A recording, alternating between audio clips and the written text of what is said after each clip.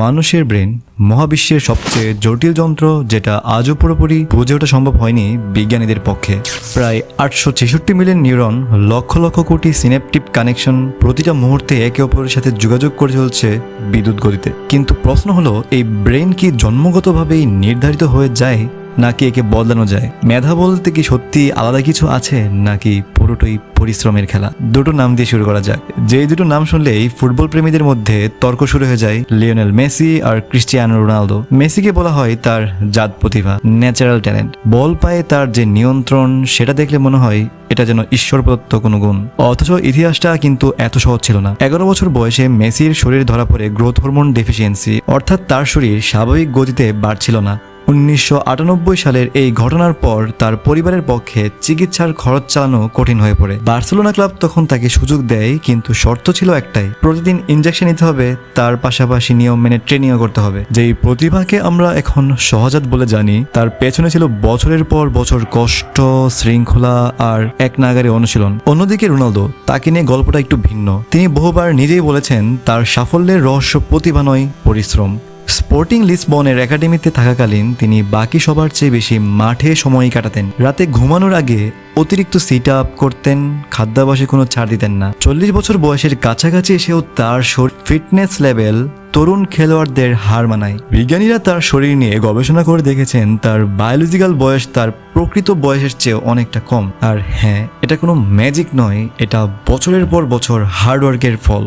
তাহলে প্রশ্ন দাঁড়ায়, মেসি কি শুধু প্রতিভা আর রোনালদো কি শুধু পরিশ্রম? উত্তরটা আসলে আরো গভীরে। এখানে একটা বিখ্যাত গবেষণার কথা বলা দরকার। 1993 সালে সাইকোলজিস্ট অ্যান্ডার্স এরিকসন বার্লিনের এক সঙ্গীত একাডেমিতে ভায়োলিন শিক্ষার্থীদের নিয়ে একটি স্টাডি করেন। তিনি লক্ষ্য করেন, যারা সবচেয়ে বেশি দক্ষ ভায়োলিন বাদক, তারা 20 বছর বয়সের মধ্যে প্র্যাকটিসে প্রায় 10,000 ঘন্টা সময় ব্যয় করেছে। এই গবেষণাকে ভিত্তি করে সাংবাদিক ম্যালকম গ্ল্যাডওয়েল 2008 সালে তার বিখ্যাত বই আউটলায়ার্সে 10,000 ঘন্টা থিওরি নিয়ে আসেন। থিওরিটা এতটাই জনপ্রিয় হয়ে ওঠে যে মানুষ ভাবতে শুরু করে, পরিশ্রমী সব, প্রতিভা বলে কিছু নেই। যদিও পরবর্তীতে খোদ এরিকসন নিজেই বলেছিলেন, বিষয়টা এতটা সহজ নয়, কারণ সময়ের চেয়ে বেশি গুরুত্বপূর্ণ হলো অনুশীলনের ধরন। এলোমেলো ভাবে 10,000 ঘন্টা প্র্যাকটিস করলেই কেউ বিশেষজ্ঞ হয়ে ওঠে না। দরকার ডেলিবারেট প্র্যাকটিস, অর্থাৎ লক্ষ্যভিত্তিক, ফিডব্যাক নির্ভর, কষ্টসাধ্য অনুশীলন। মাইকেল জর্ডানের গল্পটাও এখানে প্রাসঙ্গিক। 1978 সালে হাই স্কুলের বাস্কেটবল টিম থেকে তাকে বাদ দেওয়া হয়েছিল। কোচের মধ্যে তার উচ্চতা আর দক্ষতা যথেষ্ট ছিল না। সেই ঘটনার পর জর্ডান প্রতিদিন ভোরে ঘুম থেকে উঠে একা প্র্যাকটিস করতেন। নিজের দুর্বলতাগুলোকে একটা করে চিহ্নিত করে সেগুলো নিয়ে কাজ করতেন। পরবর্তীতে তিনি ইতিহাসের অন্যতম সেরা বাস্কেটবল খেলোয়াড় হয়ে ওঠেন। থমাস এডিসন একটি বিখ্যাত কথা বলেছিলেন, জিনিয়াস মানে হলো 1% অনুপ্রেরণা আর 99% ঘাম ঝরানো পরিশ্রম। এবার আসা যাক নিউরোসায়েন্সে। আমরা আগে ভাবতাম ব্রেন একবার গঠিত হয়ে গেলে সেটা আর পরিবর্তন হয় না, কিন্তু আধুনিক নিউরোসায়েন্স বলছে সম্পূর্ণ ভিন্ন কথা। ব্রেনের একটা বিশেষ ক্ষমতা আছে যাকে বলা হয় নিউরোপ্লাস্টিসিটি। এর মানে হলো, আমরা যখন নতুন কিছু শিখি বা বারবার কাজে অনুশীলন করি, তখন ব্রেনের নিউরনগুলোর মধ্যে নতুন সংযোগ তৈরি হয় আর পুরনো সংযোগগুলো শক্তিশালী হতে থাকে। এই প্রক্রিয়ায় একটি গুরুত্বপূর্ণ ভূমিকা রাখে মায়োলিন নামের একটি পদার্থ, যেটা নিউরনের চারপাশে আবরণের মতো সিগন্যাল পাঠানোর গতি আরও বাড়িয়ে দেয়। তাই যত বেশি অনুশীলন, তত বেশি মায়োলিন আর তত দ্রুত নিখুঁতভাবে সেই কাজটা করা যায়। অর্থাৎ প্র্যাকটিস আক্ষরিক অর্থেই ব্রেনের গঠন বদলে দেয়। এই বিষয়ে সবচেয়ে চমকপ্রদ প্রমাণ পাওয়া যায় লন্ডনের ট্যাক্সি চালকদের নিয়ে করা একটি গবেষণায়। নিউরোসায়েন্টিস্ট এলিনোর মেগোয়ার 2000 সালে এমআরআই স্ক্যান করে দেখেন, লন্ডনের জটিল রাস্তাঘাট মুখস্থ করা ট্যাক্সি চালকদের ব্রেনের হিপ্পোক্যাম্পাস, যে অংশ আমাদের স্মৃতি ও দিক নির্দেশনার সাথে জড়িত, সে অংশে তাদের সাধারণ মানুষের তুলনায় বড় ছিল। এবং যত বেশি বছর ধরে তারা এই কাজ করছিলেন, তাদের হিপ্পোক্যাম্পাস তত বেশি বড় হচ্ছিল।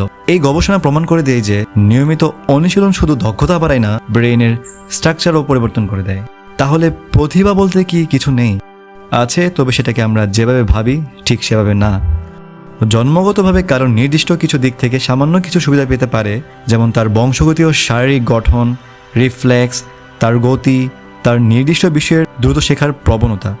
কিন্তু গবেষণা বলছে এই প্রাথমিক সুবিধা খুব বেশি দূর নিয়ে যেতে পারে না যদি না তার সাথে যুক্ত হয় ধারাবাহিক পরিশ্রম, সাইকোলজিস্ট ক্যারল ডুয়েক 2006 সালে তার মাইন্ডসেট বই একটি গুরুত্বপূর্ণ ধারণা নিয়ে আসেন, যা ছিল ফিক্সড মাইন্ডসেট বনাম গ্রোথ মাইন্ডসেট। যারা মনে করে বুদ্ধি বা দক্ষতা জন্মগতভাবে নির্ধারিত, তারা ফিক্সড মাইন্ডসেটের মানুষ। তারা চ্যালেঞ্জ এড়িয়ে চলে, ব্যর্থতাকে ভয় পায়। আর যারা মনে করে চেষ্টা করলে যে কোনো দক্ষতা অর্জন করা সম্ভব, তারা গ্রোথ মাইন্ডসেটের মানুষ।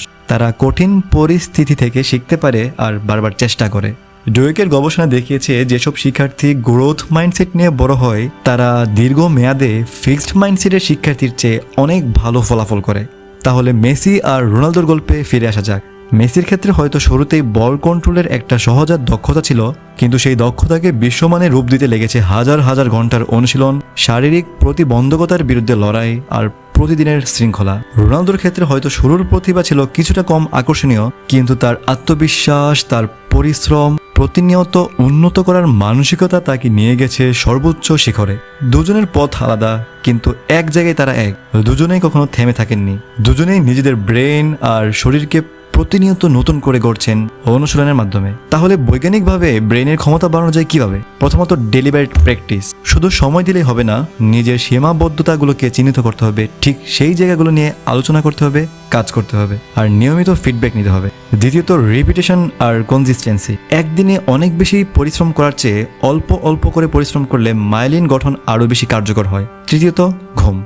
গবেষণা বলছে আমরা যখন ঘুমাই তখন ব্রেনে আমাদের শেখা জিনিসগুলোকে আরও বেশি স্থায়ী করে। পর্যাপ্ত ঘুম ছাড়া অনুশীলনের সুফল পাওয়া যায় না। চতুর্থত চ্যালেঞ্জিং পরিবেশে নিজেকে রাখা। ব্রেন তখনই সবচেয়ে বেশি বদলায় যখন তাকে কমফোর্ট জোনের বাইরে দেওয়া হয়। পঞ্চমত শারীরিক ব্যায়াম। এক্সারসাইজ আমাদের ব্রেইনে একটি প্রোটিন তৈরি করে যার নাম ব্রেন ডিরাইভড নিউরোট্রাফিক ফ্যাক্টর, যেটা নতুন নিউরাল কানেকশন তৈরি করতে সাহায্য করে। তাহলে শেষ পর্যন্ত মেধা আর পরিশ্রমের লড়াইয়ে কে জেতে? আসল উত্তরটা হলো, এখানে আসলে কোনো লড়াই না। মেধা হলো একটি শুরুর বিন্দু, একটা সুযোগ, কিন্তু সেই সুযোগকে বাস্তবে রূপ দিতে প্রয়োজন পরিশ্রম। ব্রেন কোনো স্থির যন্ত্র না, এটা প্রতিনিয়ত বদলাতে থাকে, গড়ে ওঠে একটা জীবন্ত সিস্টেম। মেসি বা রোনালদো যে কারো গল্প বলে দেয়, প্রতিভা শুধু দরজাটা খুলে দেয়, কিন্তু ভিতরে ঢুকতে বা সফলতা পেতে নিজেকেই কাজ করতে হয় পরিশ্রমের মাধ্যমে। তাই পরের বার যখন মনে হবে আমার হয়তো সেই প্রতিভা নেই, তখন মনে রাখবেন মানুষের ব্রেন বদলানো যায়, দক্ষতা তৈরি করা যায়, কারণ দিন শেষে আপনি আপনার নিজের ব্রেইনের স্থপতি।